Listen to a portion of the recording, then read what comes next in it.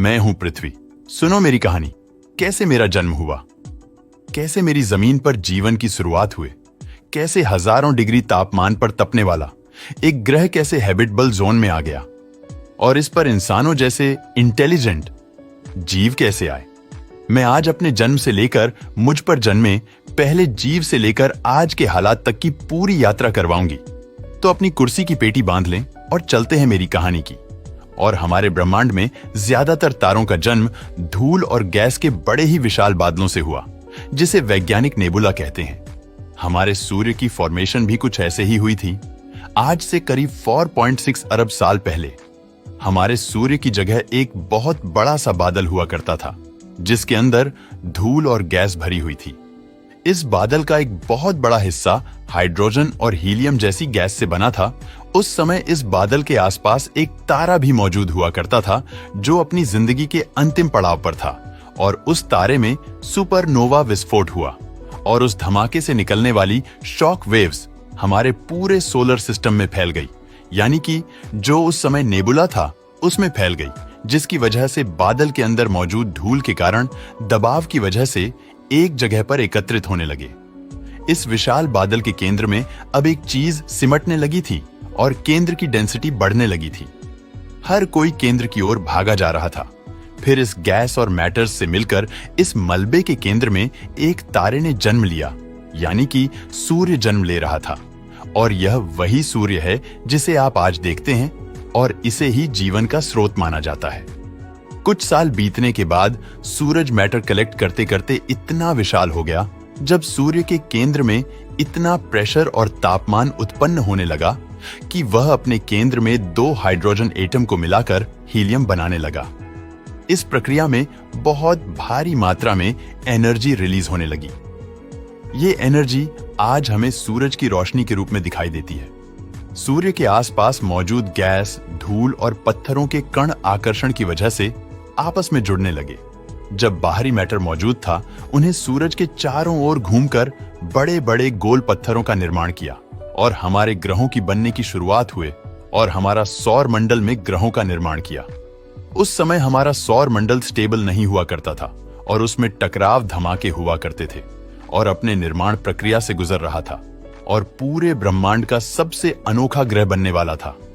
मैं बात कर रहा हूं अपने जीवन की शुरुआत की, अपनी फॉर्मेशन की, अपने जन्म की। उस समय यह पृथ्वी आज के जैसी बिल्कुल भी दिखाई नहीं देती थी। ना मुझ पर पानी मौजूद था और ना ही पेड़ पौधे, जिसका अर्थ है वह आज की तरह हरे और नीले रंग का दिखाई नहीं देता था, क्योंकि मैं सिर्फ और सिर्फ पत्थरों से बनी हुई थी और मैं एक ऊंचे तापमान पर, यानी आज के मुकाबले कई गुना से ज्यादा तापमान पर अपना जीवन गुजार रही थी। लेकिन धीरे धीरे चीजें बदल रही थीं। मेरा तापमान नीचे गिर रहा था, लेकिन तभी मंगल और पृथ्वी के बीच में मौजूद एक छोटा सा ग्रह बड़ी तेजी से मेरी ओर बढ़ने लगा और आज से करीब 4.5 अरब साल पहले थिया नाम का ग्रह मुझसे टकराया। यह मेरे जीवन के इतिहास में सबसे बड़ा धमाका था। यह ग्रह मुझसे इतनी तेजी से टकराया कि हम दोनों एक दूसरे में समा गए। इस टक्कर से बहुत सारा मटेरियल बाहर निकलकर अंतरिक्ष में चला गया और मेरे ऑर्बिट में चक्कर लगाने लगा। इस धमाके के बाद हमारी पृथ्वी का तापमान बड़े लंबे समय के लिए बहुत गर्म रहा। उस समय मुझ पर नरक जैसी स्थिति बनी हुई थी। लेकिन मेरे ऑर्बिट में घूम रहे उस मलबे ने इकट्ठा होकर एक और चीज का निर्माण किया। वो चीज कोई और नहीं बल्कि हमारा प्रिय चांद है। चांद भले ही दिखने में बड़ा सुंदर लगता हो, लेकिन उसकी फॉर्मेशन एक बड़ी तबाही से हुई थी। हालांकि कुछ समय के लिए उसने मुझे उथल पुथल कर दिया था, परंतु चांद को देखकर मुझे थोड़ी प्रसन्नता हुई। यह बात सच है कि इससे मुझे बहुत ज्यादा नुकसान हुआ था, लेकिन आगे चलकर यही नुकसान बहुत ज्यादा खास साबित होने वाला था। धीरे धीरे मुझ पर मौजूद गर्मी खत्म होने लगी और मेरा तापमान वापस से नॉर्मल होने लगा। वहीं अब मेरे चारों ओर चक्कर लगाने वाला चांद भी पूरी तरह से कंप्लीट हो चुका था। मैंने अपने आप को अच्छी तरीके से स्टेबल करने के लिए मेरे अंदर जितनी भी भारी चीजें थीं, उनको धीरे धीरे अपने सेंटर की ओर सेटल कर दिया। वहीं अब मेरे अंदर मौजूद हल्के एलिमेंट से मैंने बाहरी सतह की ओर रखे और इस तरह से पूरी तरह से मेरा स्ट्रक्चर डेवलप हो चुका था। सब कुछ बिल्कुल सही जा रहा था।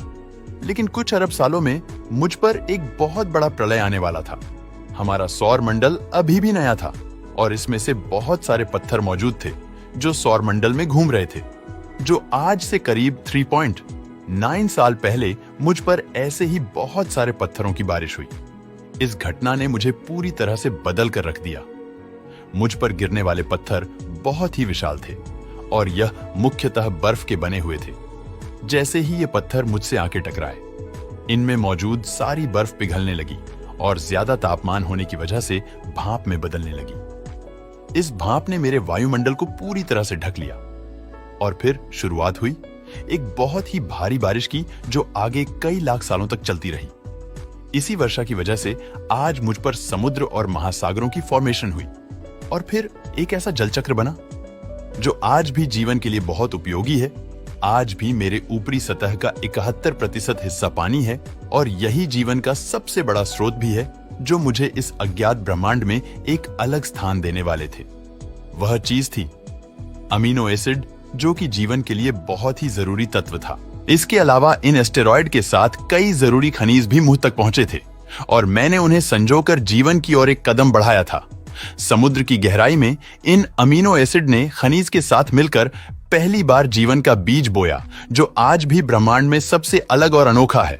आज से करीब 3.5 अरब साल पहले समुद्र में पहली बार जीवन की शुरुआत हुई थी। ये आज मिलने वाले जीव जंतुओं से पूरी तरीके से अलग था। ये बैक्टीरिया के फॉर्म में था, लेकिन इनकी संख्या धीरे धीरे समुद्र की गहराई में बढ़ती जा रही थी। जल की वजह से मेरा तापमान धीरे धीरे कम हो रहा था, लेकिन ऊपर से मैं पूरी ठंडी होने की वजह से अंदर की गर्मी बहुत ज्यादा बढ़ गई थी। इसी वजह से मेरी सतह के अंदर बहुत बड़े ज्वालामुखी निकलने लगे। इन ज्वालामुखी की वजह से मेरी सतह का निर्माण होने लगा, यानी कि जमीन बनने लगे। आज से करीब 3 अरब साल पहले धीरे धीरे मेरा वातावरण स्थिर होने लगा था। लाखों साल गुजरने के बाद समुद्र के अंदर जन्मे जीव धीरे धीरे विकसित होने लगे थे। अब यह समुद्री जीव धीरे धीरे ग्रुप बनाकर रहने लगे, लेकिन इस वक्त तक भी हमारी पर एक ही चीज की कमी थी और वो थी ऑक्सीजन।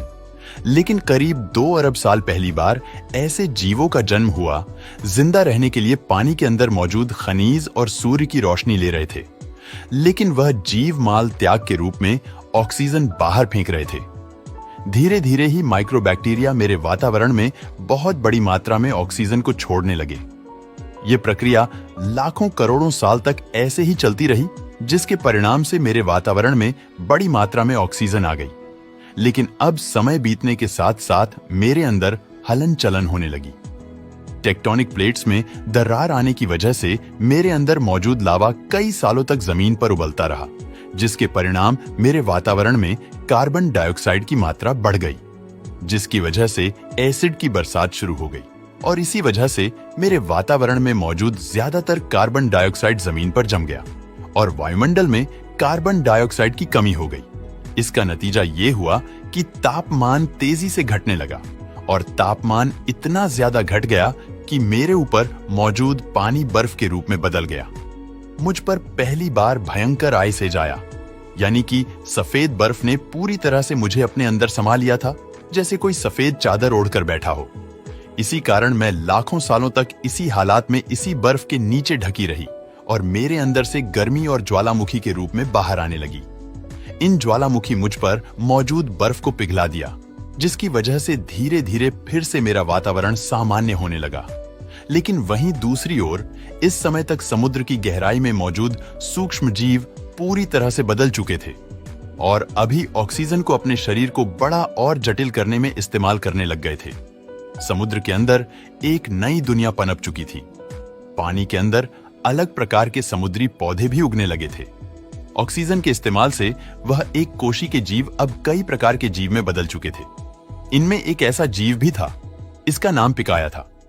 इस जीव ने अपने शरीर के अंदर कुछ अजीब ही विकसित कर लिया था और वह थी रीढ़ की हड्डी।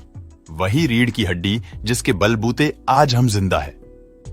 मेरा वायुमंडल हजारों सालों तक बदलता रहा, जिसकी वजह से समुद्र के अंदर मौजूद जीव वातावरण के हिसाब से अपने आप को विकसित करते गए और अब हजारों सालों बाद समुद्री पौधे बर्फ की वजह से पूरी तरह मरते या फिर सूखते नहीं थे। अब सूक्ष्म जीव समुद्री जीव बन चुके थे। जब फिर से ज्वालामुखी ने पृथ्वी की बर्फ को पिघलाना शुरू किया, तभी समुद्री पेड़ जल्दी ही विकसित होकर फैल गए।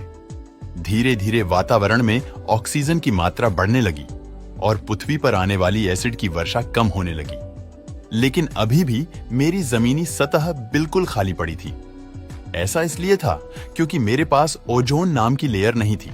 लेकिन फिर ऑक्सीजन ने सूरज के किरणों को अब्सॉर्ब कर एक भारी ओजोन लेयर का निर्माण आरंभ किया। फिर आज से करोड़ों साल पहले मुझ पर बहुत कुछ बदल चुका था। मेरी सतह पर पेड़ पौधे उग चुके थे। मेरी ऊपरी सतह पर पहली बार मोसोस नामक प्लांट उगना शुरू हुआ और धीरे धीरे अलग प्रकार के पेड़ पौधे ने पृथ्वी की सतह पर जगह बना ली। लेकिन इसी समय कई सारे समुद्री जीव जो धीरे धीरे समुद्र से बाहर निकलकर जमीन पर चलना सीखने लगे और जमीनी जानवरों में बदल गए। एक समय ऐसा आया जब इन्हीं में से एक कॉम्प्लेक्स जीव ने समुद्र से बाहर निकलकर जमीन पर कदम रखा और वहां पर जीना सीख लिया।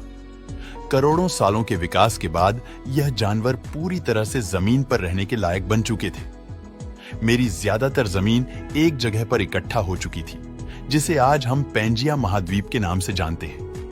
मेरा तापमान और वातावरण बिल्कुल स्थिर हो चुका था। अब समुद्री जीव वातावरण के हिसाब से उनके शरीर का रंग रूप बदल रहा था। यही जीव आगे चलकर डायनासोर में परिवर्तित हो रहे थे और इन डायनासोर ने पेड़ पौधे खाने शुरू कर दिए। उनका शरीर लंबा और विशाल हो गया।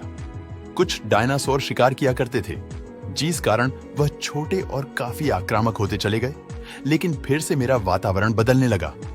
एक बार फिर से ज्वालामुखी के रूप में बाहर निकलने लगी और इसी वजह से तापमान बहुत ज्यादा बढ़ गया, जिसने पृथ्वी पर अकाल की स्थिति पैदा कर दी। और इस अकाल ने मुझ पर मौजूद 90% पेड़ पौधों और जीव जंतु को खत्म कर दिया। कुछ प्रतिशत ये जीव इस अकाल में जिंदा बच पाए थे, जिन्होंने अपने आप को बचाने के लिए जमीन के अंदर रहना शुरू कर दिया था। लेकिन फिर कुछ हजारों सालों के बाद मेरा वातावरण सामान्य होने लगा। मेरी ज्यादातर जमीन एक ही जगह इकट्ठी होने की वजह से जमीन बंजर और रेगिस्तान हो चुकी थी। मगर अब फिर से मुझ पर हरियाली पड़ने लगी। ज्यादातर जंगल समुद्र के करीब हुआ करते थे, वही हरियाली बहुत ज्यादा बढ़ गई और अब जो कुछ प्रतिशत जानवर उस अकाल में बच गए थे, उन्होंने बड़े बड़े डायनासोर का रूप धारण कर लिया था। आज से लगभग 20 करोड़ साल पहले पैंजिया महाद्वीप टूटना शुरू हो गया और पैंजिया के टूटने की वजह से मेरी ज्यादातर ऊपरी जमीन पानी के संपर्क में आने लगी, जिसके कारण मुझ पर हरियाली बढ़ती चली गई, जिसके कारण डायनासोर की और ज्यादा प्रजातियां विकसित होती गई। डायनासोर आने वाले करोड़ों सालों तक पृथ्वी पर राज करते रहे, जिसमें कुछ डायनासोर उड़ने वाले भी विकसित हो गए। जंगलों से लेकर आसमान तक डायनासोर का उस समय पृथ्वी पर कब्जा हुआ करता था। लेकिन फिर उसके बाद 6 करोड़ साल पहले उनके साथ एक ऐसी घटना घटी जिन्होंने डायनासोर के साथ साथ मेरे बहुत सारे जीवन को नष्ट कर दिया था। वह घटना थी उल्का पिंड की मुझसे टकराने की बाद में पृथ्वी पर लगभग जीवन खत्म हो चुका था।